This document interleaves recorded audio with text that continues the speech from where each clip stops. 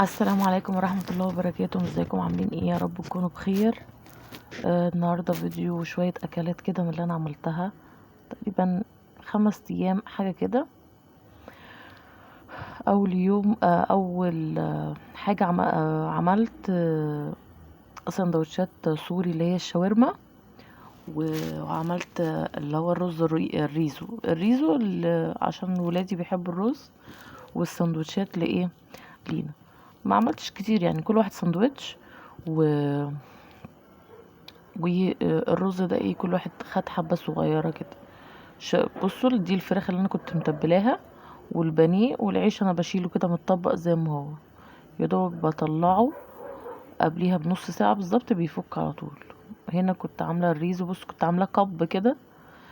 بعمل الفراخ البانيه بحمرها عادي في الزيت. وبعدين بقطعها مربعات كده بالمقص.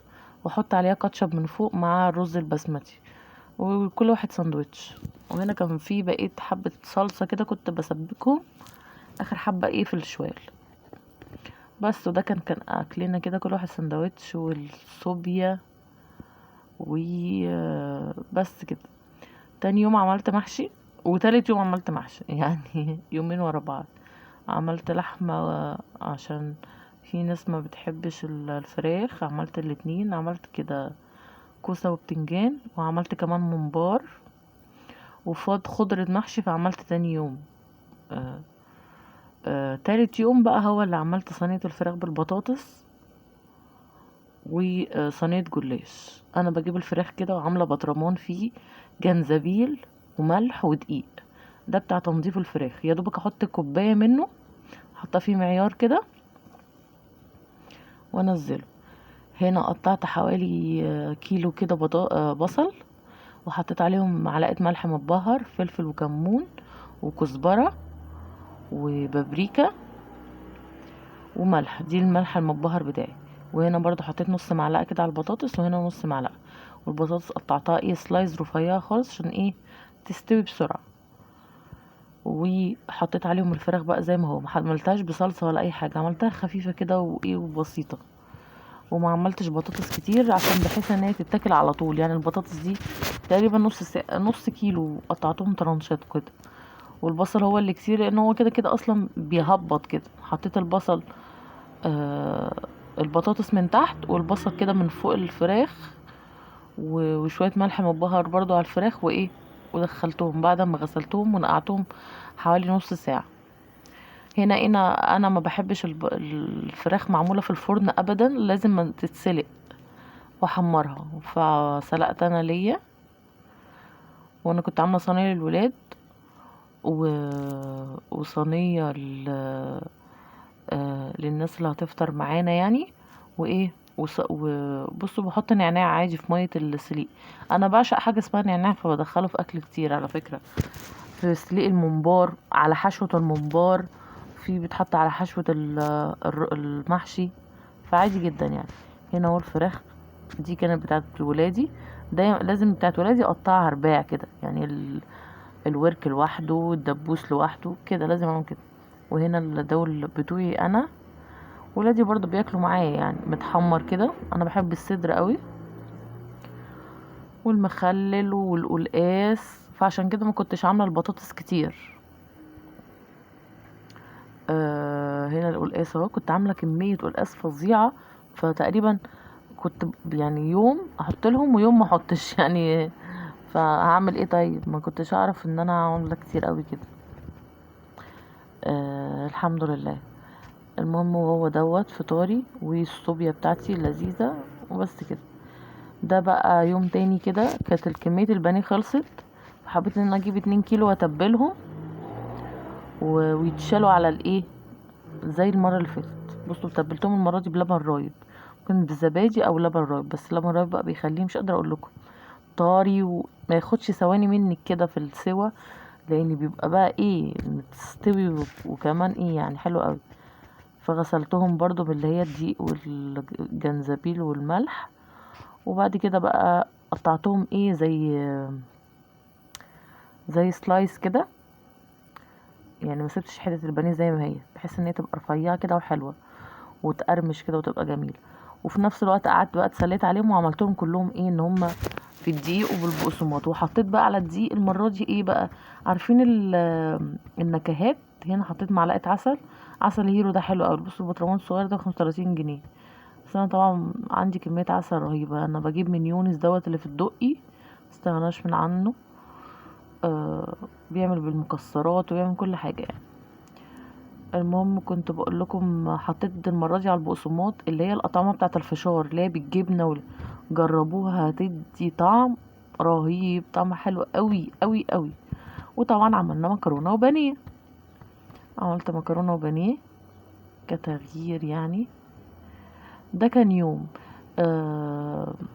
عملت كان حلو بصراحة. بس مش عارفة ايه المشكلة في المكرونة والبانيه الأيام دي، مني بتزيد وللأسف بدلقها وكده. يلا الحمد لله.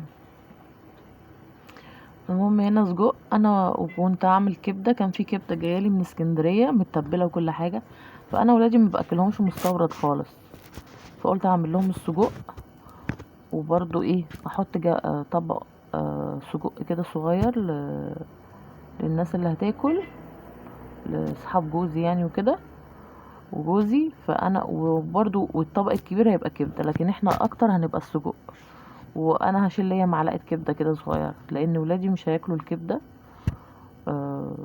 بصوا انا مش مسألة ان هو ايه بخاف عليهم او انا بقول ان دول امانة، لما يكبروا يعملوا هم عايزين، هم اختيارهم، لكن هم صغيرين فانا ما ندمش ان انا عملت كده او بتاع، فاهميني.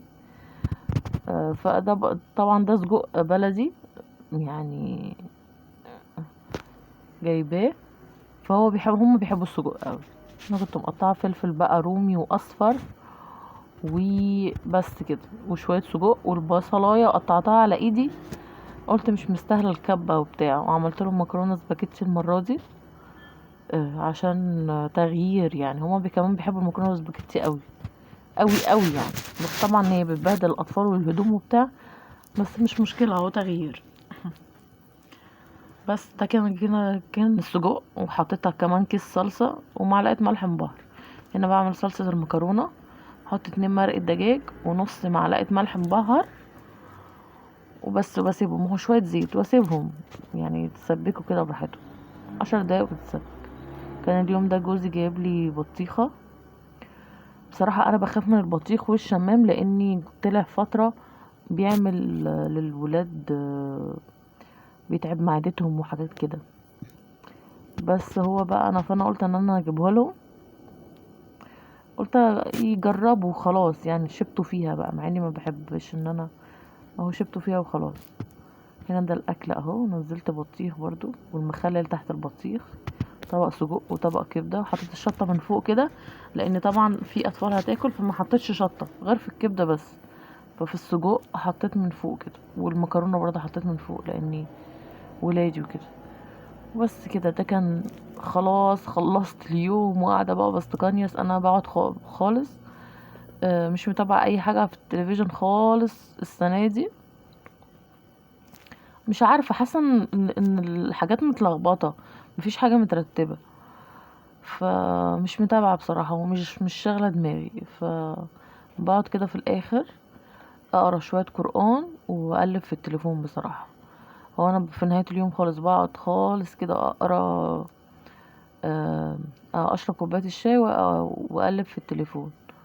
وبعد كده العشاء تأذن اصلي التراويح واقرا قران، وبعد كده اخلي ولادي يكتبوا الهوم ورك.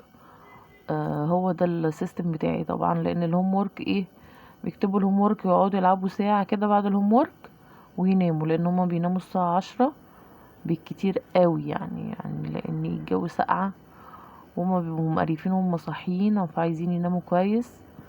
فبحاول ان انا انيمهم ايه الساعه 10، وفي الايام العاديه بنيمهم 8:30 9، بس في رمضان بقى انتوا عارفين ساعات بيناموا بعد الفطار يعني بعد ما بيجوا من الحضانه. الايام العاديه لا، ما بنيمهمش. بس كده ده كان اليوم بتاع النهارده. يا رب الفيديو يكون عجبكم ويا رب استفدتوا منه في الاكلات. وقولوا لي بتعملوا ايه اكلات، انا محتاره قوي النهارده 22 رمضان. ربنا يتقبل صيامنا واشوفكم ان شاء الله في فيديو جديد. ما تنسونوش من لايك والشير والسبسكرايب، واهم حاجه الدعوه الحلوه. اشوفكم على خير. السلام عليكم ورحمه